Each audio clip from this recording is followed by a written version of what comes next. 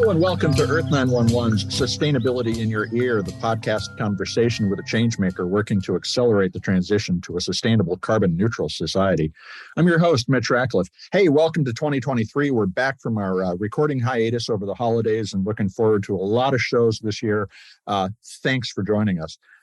Our homes are the center of our lives and a primary source of CO2 emissions. The Ellen MacArthur Foundation has estimated that 80% of the environmental impact of the way we live can be changed by making better product design decisions.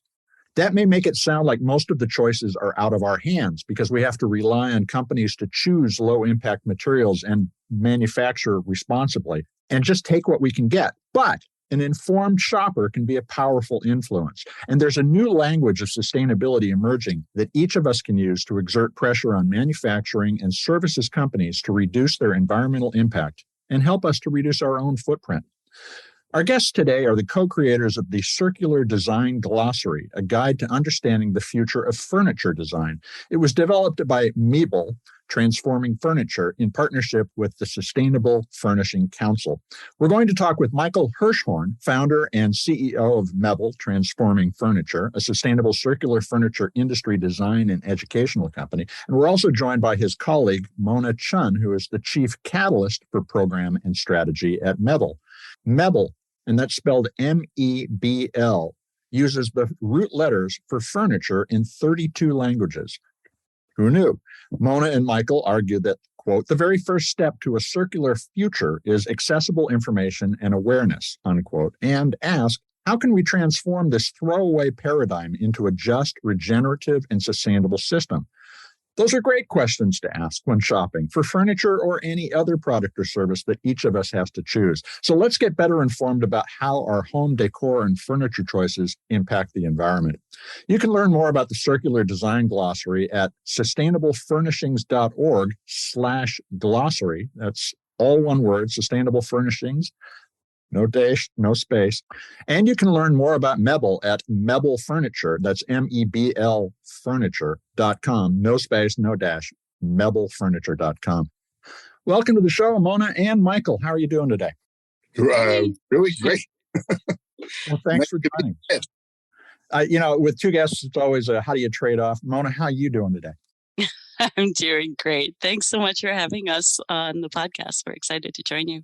Well, it was really interesting to read about the Circular Design Glossary. I spent a lot of time on it and found a bunch of kind of inspiring stuff that I would like to buy or think about buying. How did you all get involved in this, and how long have you been working on the glossary? Well, the glossary was 10 months in the making. It started with a conversation last year with the VP of Sustainability for a large American furniture company with multiple brands. And she said, with a smile, that she had banned all of her colleagues from using the word circularity, insisting instead that each push through to employ a more specific term such as remanufacturing or regenerative design. And this VP began to see circularity losing its meaning through overuse. And that really helped us think about the importance of shared language in promoting change. So in partnership with the Sustainable Furnishings Council, SFC, we engaged Soma Studio Milano, which is a consultancy based in Milan that specializes in empowering professionals and companies toward the circular economy. And with them, we identified 40 plus terms and paired them with concrete examples from the furniture and furnishing sector. And I should note that we started with the idea that this would be a glossary, but it really evolved into an action guide. We don't want it to sit on the shelf like a referenced dictionary, once in a while for a definition. It is really a roadmap or a blueprint, making to maybe make a starting point next step for companies. That we wanted the sector to be inspired by peers and take action. Do you imagine this is a living document that you'll continue to evolve? Because obviously we're on a long journey. Absolutely. And before we even finished the guide, we had 40 more examples of great companies and innovations that we would have loved to add. So definitely we'll be doing more on it. Now, the glossary is an inspiration for designers, like you just said, people interested in new materials, manufacturing processes, but the consumer ultimately wants to understand what they're buying. How important is it going to be for furniture makers to integrate more of the backstory about the products and the design and the manufacturing processes? And do you see an awareness of the need to tell that story? Oh, yeah, absolutely. I mean, innovations in sustainable design and manufacturing are happening, but what companies really need to do is pair that with education and storytelling. And in most every industry, consumers, they enter the store or online with very different priorities. The industry needs to present multiple on-ramps. Some consumers lead with sustainability, others lead with price or beauty or functionality, and really satisfying their entry point provides an opportunity to then further educate and convey the sustainability story. And we're seeing this in many different ways through technology and certifications and scorecards that companies are using. And even, these are more technical examples, but we're also seeing simpler, more straightforward messaging from companies as well. And I could give you some specific examples of a technology. For example, companies are testing out technology for tracking the movement of a material along the supply chain from its origin through to its sale. And this can provide the company and a consumer a window into the environmental sustainability practices, labor conditions, manufacturing facilities, and other factors associated with a product. And so Get Creek, for example, which is a manufacturer based in West Virginia, appears on something called the Origin app. It's an online database that consumers can use to trace the derivation of the wood in its product. So a consumer might be just a little bit happier to sit at their dining table in New York or DC, knowing that they're looking at sustainably harvested wood from Appalachia. So, we're seeing this through technology and then through certifications like the Global Organic Textiles Standards, where one can see if organic textiles are used, or in categories such as product circularity and water and soil stewardship through cradle-to-cradle certifications. And we're starting to see that consumers are looking for these certifications. Some products might have multiple certifications that they exhibit. That's exactly the point. Multiple certifications, and there's a lot of context now. And if, for instance, if in e-commerce, go to Patagonia, you can basically interrogate any product. Where was it made? How were the workers treated? What were the environmental impacts, and so forth? And how was it shipped? That's a lot of complexity. So I just was a few weeks ago, I was in Georgetown in Washington, D.C., walked into a boutique, and furniture boutique, and there was a lot of reclaimed and natural wood furniture. But I also realized I didn't know much about what to ask. So when you're looking at that array of provenance information that you just described a moment ago, what would you consider the important questions to ask about a piece of furniture when you are standing there looking at it with a salesperson? You want me to jump in there, Mona? Yeah, sure. I mean, Mitch, I think you're picking up on one of you've mentioned a few times in our brief conversation so far, how we're on a long haul here. And I think that interface for, there's the niche or the percentage of customers who are committed to sustainability, and they're going to come in looking for that as the priority or their criteria. But I think transparently, the majority, they're not there yet. And this information the industry has a long way to go to translate this information from the consumer-facing direction such that it's accessible and easy to understand and to digest. So you might walk into that store, that was a boutique, you might walk into a chain store, and some of them have labels that identify some of these factors. I'll go into them in a second. Sometimes as a customer, if you ask the person on duty, the sales representative on duty, they might know. They much more likely might not know unless the store specializes in this arena. Some companies, this is their specialty. It's in their DNA. Their entire branding is, we are a green company. Mm-hmm. Websites like our partner for the Sustainable Furnishings Council have an entire listing on their site. But you're going to have to be pretty darn pre-committed to sustainability to search out that site, to search out the directory of customers, of companies, to understand who to buy from. Absolutely, but it also comes back to the story, and this is what we do with our furniture. It's what we do with everything. And by the way, just by way of background, I was involved in translating technology into everyday conversation 30, 40 years ago. It took a long time, and we're about to begin the journey to being sustainably native, where you do walk into a store and you go, oh, I get it. But the story that I tell about the furniture I bought to my friends is also how we educate the next set of buyers. So yes. how do you see taking the glossary and helping not only the designer, but potentially educating even that schlubby salesperson who doesn't really care about anything but just the check at the end of the day, to get people think about the sustainability of their furniture? Yeah. Well, was funny enough, in the category of, let me tell you a quick story. Sure. We, in our 8-year history, originated as a reclaimed furniture retailer, much like it sounds like the boutique you walked into. Mm-hmm. And a lot of our experience with the upside and the challenges of this emerged from that experience on 14th Street in Manhattan with a showroom. So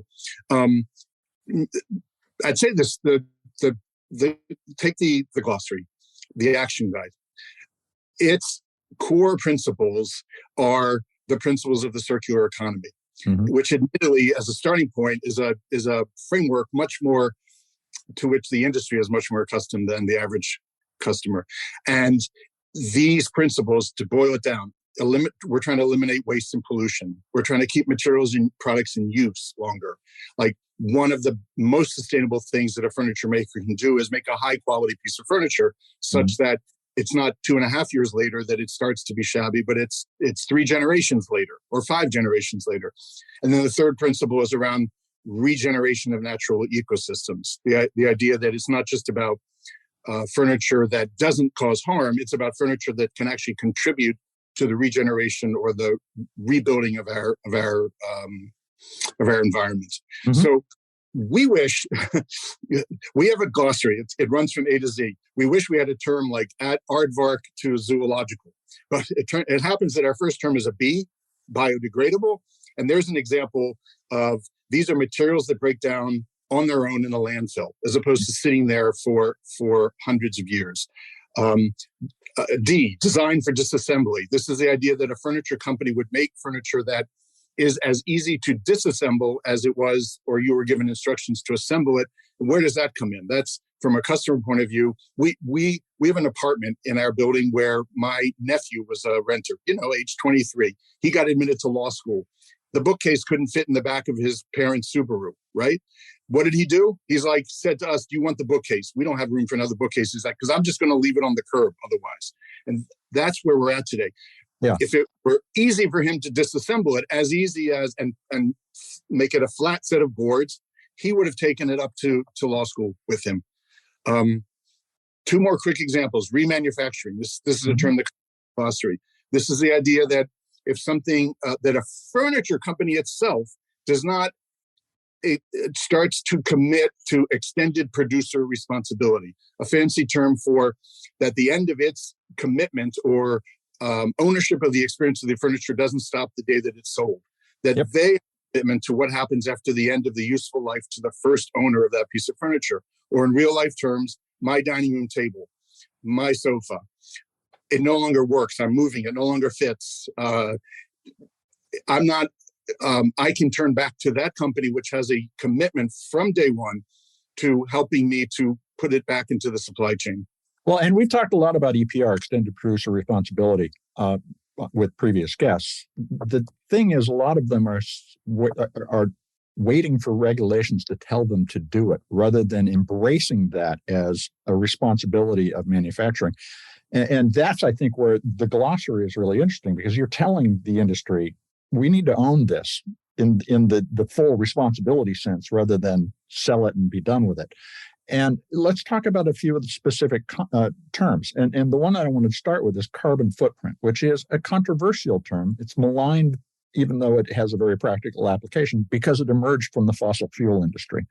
How does understanding the full life cycle of a piece of furniture help someone lower their impact? Because it's not just the production-related, shipping-related emissions. It's also what it does in the landfill if it ends up there, generate methane. How do you tell that story? What do you recommend the furniture company communicate? I can take that. Thinking about, I'm glad you mentioned the full life cycle of a piece of furniture, because it's through this lens that we can see that our sector, while not huge, is having an outsized environmental impact. And one area that we really need to grapple with in particular is the disposal phase in the life cycle and the massive amounts of waste created. Mm-hmm. The EPA estimates that Americans disposed of over 12 million tons of furniture in 2018, and 80% of that ended up in landfill. And that's up from approximately 2 million tons in 1960. So that's a lot of bulky old couches we're leaving on the curb now. And I'll just share one other staggering statistic that the EU consumes 10.5 million tons of furniture a year. And at the same time, it throws out 10 million tons of furniture a year. So it's a really significant carbon burden that needs attention. And so in one of our recent webinars, one of our panelists stated that furniture was the original circular product. It used to be durable and passed down from generation to generation. And now much of it ends up in landfill, as these statistics illustrate. So it's important for us to really tell the story and understand the size of the waste problem and rethinking use and disposal, prolonging a product's useful life. It can be a place to start for someone looking to lower their environmental impact. Designers and companies, they need to be thinking with the loop in mind and planning for every step in the life cycle of a product and its component materials. And we're, as you said, we talk about that in the glossary, and we highlight circular concepts to help prompt these design questions and offer inspiration. It's not just a product that a designer is thinking they need to sell, but designing from the very first step with the end in mind. And I'd love to share an example of IKEA. They have an ambitious goal to become a circular business by 2030. And to begin that journey, they audited every single one of their 9,500 products.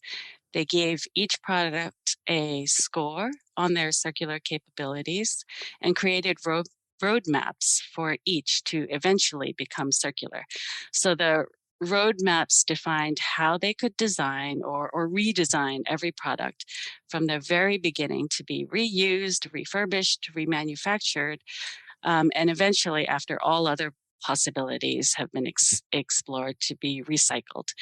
And then they develop goals also to only use renewable or recycled materials by adapting and finding new sources of materials and developing new materials. And actually, a major piece of the puzzle in the furniture's carbon and ecological footprint is from the materials used. And I think we can get a little bit into that later. Mona mentions IKEA. It's counterintuitive for maybe many of the listeners of this podcast, because IKEA, in the vast consumer mindset, is often synonymous with fast furniture, like the problem. They have really, as a company, gone out of their way to make the most serious commitment, perhaps in the industry, to complete overhaul of their business for carbon neutrality. And Mona's examples were around the product audits. It extends all the way to the famous cafeterias that IKEA has, that the meatballs become plant-based. Yeah. What are the suppliers, their suppliers, not they, but their suppliers' sources of energy? Are they renewable? Mm-hmm. What happens to product use at home? Are their products conducive to LED as opposed to incandescent light bulbs? And it really is the 360. Their climate report and their sustainability report are impressive, almost like outlines of the complexity and completeness of all the facets that a truly carbon neutral committed company needs to track and reduce emissions. Well, and so you use the phrase carbon neutral, which is another of the key phrases everybody needs to begin to understand. Now, in the examples that you use, for instance, the Mamuni line by Kuros Magsudi, which is a really interesting looking set of furniture, they're using carbon offsets. So effectively, they're still emitting carbon, but they're offering you a way to write it off. That doesn't necessarily overall reduce the amount of carbon being produced. Are we looking at an industry that will always need to use offsets, or do you foresee really true no carbon furniture sometime in our future? In the example of Kuros Magsudi, yes, the big honest question is true carbon neutrality or not using offsets is a difficult state to achieve. Mm-hmm. But even Kuros, whose company we use to feature to illustrate this question, their key to their achieving neutrality is their commitment to making furniture from locally sourced organic materials. So this is like corn-based plastic. This is sourced FSC certified lumber. This is plant-based resin. So that they also source pre-consumer local content. So it's manufacturer waste that never makes it to the consumer, so that they're continually trying to increase the extent to which they're achieving carbon neutrality through what they do and decrease the extent to which they have to rely on offsets. Right. That's also points to the need for a lot of new materials. Are there new materials that you both are excited about? I mean, and I can just share a couple of people who've been on the show. We had Forust, which is spelled Forust. They make a 3D printed wood from the sawdust left over from normal lumber operations. Another, Cambion Carbon, uses only trees cut down in the city, which were going to be cut down anyway as a feedstock. What are you excited about when you look at this at the landscape of materials and furniture? I can take that. It's because it is very exciting, and for a few companies that we've heard from doing very extensive carbon audits, they were surprised to find that the materials in their furniture were the largest contributors to their carbon footprint. Some thought it was, transport or the energy, but it is really the materials. For example, for IKEA, they found that 88% of their carbon footprint was from the materials. So we're really excited about a lot of biomaterials that we highlight in the glossary. Nature's Cast, for example, by Nature's Legacy in the Philippines, they have Nature Cast is an organic material made from rescued agroforest debris held together by a proprietary water-based binder. So the material is biodegradable and recyclable, and can be employed in multiple surfaces. That's fantastic. Yeah, and Ecovative is another one that uses mushrooms to create a biomaterial that performs like plastic, but is fully compostable. And they gather parts of plants that cannot be used for food or feed, and they inject them with mushroom tissue. And it's very adaptable to different locations because they can use different types of plants that are local. So that can be sourced locally, and that can be applied to packaging and interior design and furniture. So it could be a chair and the packaging that goes around it when it is shipped. Well, that's an important point, that thinking not just about the product itself, but what you sent it in is critical to really reducing our overall impact. Can I build on that a second, Mitch? It's the materials, as Mona's talking about. It's the packaging that you're talking about, but it extends to multiple other facets. Oh, yeah. So even energy use, let's say. What does a company do to commit itself? Of course, they're going to first try to go to renewable sources of energy. You've got a company called Vestry, a Norwegian company. Part of their carbon plan is to recapture the heat from the heavy machinery in their own factory is emitted from the powder coating process and reuse that as part of their heating of their own factory. There's a small company in upstate New York called Miles and May. They literally use the scrap wood from their own production process to heat their studios. There's a company in California called Model Number, and they're looking for inventory-free production processes that use like 3D printing technology to do on-demand production in local hubs. So I think the good news and the bad news is that what we've talked about so far in this conversation are amazing developments, but I don't think in an honest assessment, we are in and of the furniture industry. These don't extend beyond the leadership companies. If you go to a major department store, if you go to a major furniture mart, if you go to a major trade show, it's not happening yet.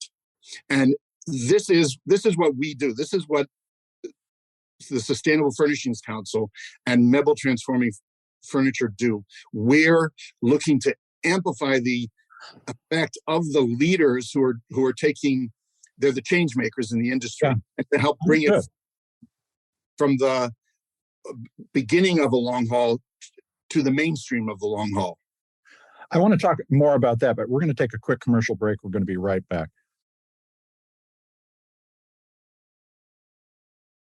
We're back and continuing the conversation with Michael Hirschhorn and Mona Chun of Mebl, Transforming Furniture, about the circular design glossary. So, Michael, you just made an important point. We really are only at the spear point of this change in the industry. One of the things that is happening across all industries right now is we're rethinking the way that we sell and return and manage stuff. And you see this in technology where everything is virtual, so it's a lot easier. As services, products as a service. But is furniture something that we need to rethink the way we sell and manage in our lives? You talk about product as a service in the glossary, and it's an idea that, like I said, took hold in tech. How can we change the financial relationship with furniture to encourage more sustainability? So the key to circularity is it challenges traditional models of consumption. Mm-hmm. Product as service, what it's really doing is differentiating between what are the things that we really do genuinely need to own versus what are those to which a customer really actually only requires access, use. Right. Because put simplistically, if you don't own a couch, if you're leasing or renting a couch, you can't throw it away. It's not yours. And it's designed to go back into a loop so that the company that's leasing it has every bit of incentive to keep it clean, keep it in good order, fix it up, and move it on to its next user. So these are really, as you're saying, these are arrangements, Zipcar in cities and college campuses, Rent the Runway for clothing, Airbnb for accommodations. This is the furniture industry version of what you don't use regularly or you want to change frequently does not have to be an ownership model, which lends itself to waste and can become a rental model. You offer the example of ZZ Driggs. Tell us how that service works. All right. So ZZ Driggs they have a particular niche, which is classy or higher end. There's a number of firms in this field which are at middle and lower range on the price scale. They offer a wide range of furnishings for rent or for purchase for both commercial and for residential use. Mm-hmm. And key to their business model is they also provide, you might call it hospitality grade service and waste-free delivery, or sometimes called, quote, white glove service. And when you rent from them, if you decide to buy the product you can deduct from the purchase price the accumulated rental costs over a period of time. Okay. And it's their core business model, not secondary or tertiary to their business model, is that after 6 months, your lease is up and it goes right back to them. And their commitment is to the redeployment of that furniture, not the sidelining or disposal of it. Well, and the other thing that I read into this was that it's about the curation of your living environment. And yes. That's the real value proposition to the consumer is not only is this stuff sustainable, but we can keep your look and feel fresh. Absolutely. Is that, and we often think when we talk about sustainability of living with less, which I do think we need to do overall, but we can live better with less when we look at it that way. I think you hit on the heart of the equation. Like, what's going to make this go mass appeal? Mm-hmm. I don't think if we rely on my quote eco-friendly cousins to move the market, it's never going to move beyond a small number. But if we can tap into what truly drives consumer interest, purchases, investments of money, which is a fashionable apartment, a nice looking place, a durable table now that we have kids, that can withstand the crank. We're tapping into what are the real life motivations of the majority of the range of real life motivations for the majority of consumers of furniture, such mm-hmm. that they're not seeing it as a sacrifice. Okay, I've got to go eco. They're seeing it as an advantage. Wow, this is a much easier opportunity to get what I need than traditional models. But can I also add that it's we're talking about trends that are allowing people to refresh their space mm-hmm. regularly because they love to change up their design. But also the U.S. Census says that the average American moves 11.7 times in their lifetime. And so each time they move, their space requirements may change, or, maybe their couch won't fit in the new living room, or it won't even go make it up the narrow staircase in a new building, or their new roommates already have a couch. So it's also about how needs change as families grow or kids leave for college. And so it's not only about, how it looks, but it's functionality and needs that change, that this is really going to help.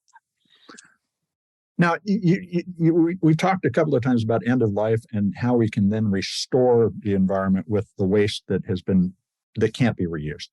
You talk about compost board as an example of an end of life contribution to the soil. What is compost board, and how does it end up?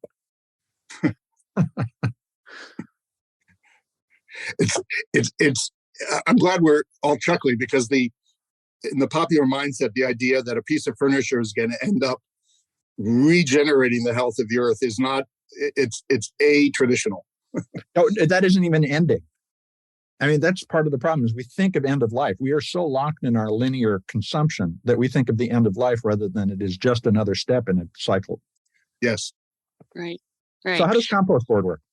So this is in our glossary under regenerative design, and regenerating nature, it's a key principle of the circular economy. As the Ellen MacArthur Foundation says, they're a leader in circular economy. If we move to a regenerative model, we begin to emulate natural systems, and there's no waste in nature. When a leaf falls from a tree, it feeds the forest. So for billions of years, natural systems have regenerated themselves, and actually waste is a human invention. So compost board is a material and surface developed by a circular designer in the Netherlands called Rick Mix. The designer uses waste from the nearby agricultural landscape in the Netherlands as feedstock to create furniture. And once the furniture reaches the end of its life, it can be returned to the soil, giving back the nutrients and fibers, regenerating nature, it helps the farmers and ultimately local communities. So it's regenerative in many ways. It's really about restoring and renewing and revitalizing the depleted ecosystem and the communities around where it's made. Another thing that we often get questions about from our listeners is, and you referred to the sourcing of materials locally, as you just did a moment ago in the glossary, is how far from me should the stuff I buy be sourced? What do you imagine the appropriate geographic footprint for an economically viable, circular, sustainable furniture economy looks like? And recognizing that means there'll be a lot of individual circular economies. I want to give you two quick what not to do examples to illustrate this. I mentioned that in our first, at Origin, Mebl Transforming Furniture, were a retailer. We were trying to bust out of the box the idea that furniture from reclaimed materials amounts to sort of hip coffee shop barn board tables, that it's a much broader, vaster, and more loose and elegant world. And it can be reuse of wood and plastic and metal. We got an inquiry from the manager of I'm not allowed to name, genuine Canadian rock star living in California, who was wanted to buy one of our bureaus. And I realized that we were in New York, and this piece of furniture was in a warehouse in New York, and it was made by a Los Angeles furniture maker. So back and forth. I shipped it to us. It was sitting in our warehouse. Now it was being purchased, and now we are shipping it back to California to a customer who literally probably lived about 33 miles away from the manufacturer. And then on a global scale, you get examples like a customer in northern New Jersey orders a couch. Mm-hmm. Many materials might come from Latin America. These materials are shipped to Vietnam for assembly. Then they're shipped back at the volume of an assembled couch with hefty packaging materials. They're shipped back to the U.S. in a ship that lands at, say, Newport News, Virginia, in a port, where they're trucked to a distribution hub in Colorado to then fulfill the order to go to the chain store in Pennsylvania, which then makes the delivery to New Jersey. And that's what we got to get away from. So quickly, do you want a couple of examples of the good side of the picture? Yeah, let's hear it. I would love to. We want some good news. Okay. So Mona mentioned earlier, one of the companies we feature in the glossary is called Gad Creek. They're based in Appalachia in the U.S., and their commitment is to materials from within a 250-mile radius of their plant. And they use, as Mona mentioned, the traceability app to help make that transparent to their customers. This happens to be a region that's rich in ash and cherry and maple and plentiful, beautiful materials. A whole different model is room and board. A line of, not human room and board, say corporation-wide, but a line of room and board is in tap with the urban wood movement. You mentioned Cambium carbon. So their commitment is they salvage wood from a variety, from houses slated for demolition, from trees that are knocked down by lightning or otherwise being removed in urban settings because of disease. And they're using this reused material, purposely assembling it regionally to sell regionally, such that it's hard to put a number to it, but I would say the 250-mile radius would probably be a pretty terrific industry standard. So, in closing, I want you to share with me what you think the furniture industry will look like in about 10 years. And based on what you just said, one of the things I wonder about is it feasible to think about a just-in-time furniture economy, or will it always be a matter of designers make something and put it out there somewhere for someone to buy? How do we tighten the cycle? Do you see the industry going that direction? Tightening the cycle is complicated, but we are definitely seeing some companies doing it. with the materials, for example, and where they're sourcing and where they're selling, and some by creating factories regionally. So we're seeing examples of that happening, as Michael shared with like Gat Creek and Room and Board. In 10 years, I think we talked about materials. I think that is something that we really would love to see in investors backing this, all these great materials that are being experimented with, and really exciting us, like leather made from algae or orange peels and pine needles.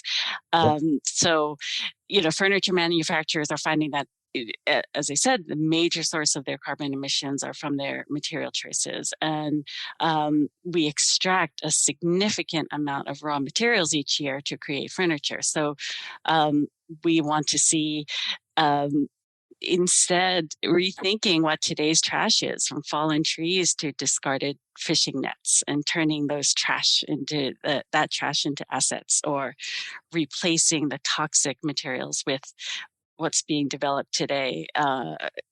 Maybe sofas made from oyster shells, eggshells, fish skins, coffee grounds. We're seeing a lot of that exciting innovation. But one other thing I wanted to call out, one key aspect of the glossary, is that we believe that a thriving circular economy must prioritize social equity and inclusion, and the health and well-being of all people and communities. So we intentionally included social standards and practices, such as just transition and fair trade and inclusive design, and so on, in our glossary, because we really want to see change in those areas as well. That's such an impactful and promising statement. Michael, what do you think is going to be surprising about this industry in 10 years?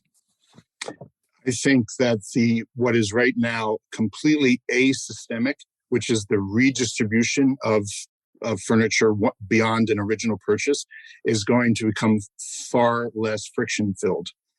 We mentioned earlier that our core work at Mebl Transforming Furniture, and also for our partners at the Sustainable Furnishings Council, is to work with the change makers, the leaders, and to help them take the next step and to help them inspire and inform their peers in this. We had a conversation yesterday with a vice president at a startup firm that's all about reuse of furniture, an online marketplace for reuse of furniture. And she got very honest with us about the extraordinary number of friction points, meaning that the market is just completely pulling in the other direction between somebody on 32nd Street has a lamp they no longer want and somebody on 64th Street is looking to buy a lamp. If a major manufacturer and retailer like IKEA is making the commitment to be an industry leader by going completely carbon neutral, I think we're going to see a tipping point in the next, in less than 10 years, in which it's the companies that are branded that way are going to be the ones with nonstop rain in California for the last week. The global awareness of the actuality of climate and the way in which everything in this glossary essentially is a step towards remediating a climate problem, that each of these parts add up. I think we're going to see a difference in terms of both what major retailers and manufacturers do, as well as in the tremendous reduction of, quote, friction in the redistribution networks for products that have already been purchased. I want to thank both of you for spending time with me today. We're going to be offering a link to the glossary in the article that goes with this podcast. Can people sign up for a newsletter and keep track of what you're doing? You bet. You've just earned our lifelong affection. So there's two websites to go to. One is sustainablefurnishings.org. That's for the Sustainable Furnishings Council. They have a terrific monthly newsletter, websites, resources, working groups. We have the same. We're at Mebl Furniture, MEBL Furniture.com. And we have an e-newsletter that comes out every couple months. Also, we'd love for you to download the glossary. Each of our websites and the glossary themselves are full of links to other incredibly valuable resources. On our website, there's also we have a session called Alternatives to the Curb we ran last year. It's a very hands-on hour about, you've got a piece of furniture you no longer want. What are some very local local responses to from Facebook user neighborhood groups to Craigslist to other sites. And big picture, it's the commitment to take a step a day. Well, thank you so much for spending time with us today. You got it, Mitch. Thank you so much. Thank you, Mitch. Oh, Mitch, our colleague at Scarlett Tapp, who is the executive director of the Sustainable Furnishings Council, the latest to get COVID. We just wanted to wish her well. Get well soon, Scarlett. She would have been with us today on this podcast. Well, I hope she recovers quickly. Having been there a couple of times already, it's no fun. We've been speaking with Michael Hirschhorn and Mona Chun of Mebl, Transforming Furniture, about the Circular Design Glossary. Take the time to download and explore the Circular Design Glossary at sustainablefurnishings.org/glossary, all one word, sustainablefurnishings.org. And you'll find a lot to get inspired about and recreate your home or office decor in a sustainable way. You can also learn more about Mebl, Transforming Furniture, at Mebl Furniture, MEBL Furniture, no space, no dash, meblfurniture.com.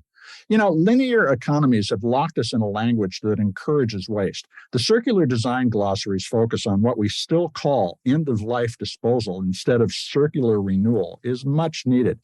The next time that we buy some furniture, take the time to make sure you understand where it came from, where the components will go when we're done with it, and you don't have to know that in detail, but you need to be able to count on old furniture being recycled or restored by a responsible manufacturer instead of landing in a dump.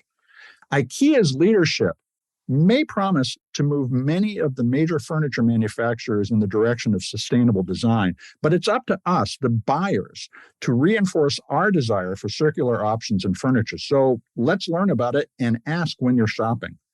I hope you'll take a few minutes to share this show and any of the other 360 plus episodes of Sustainability in Your Ear that we've produced with your friends, family, neighbors, and coworkers.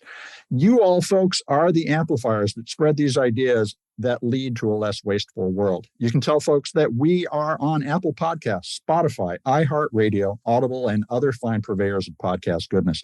We'll appreciate your support. I'm Mitch Ratcliffe. We'll be back with another innovator interview soon. In the meantime, take care of yourself, take care of one another, and let's all take care of this beautiful planet of ours. Have a green day.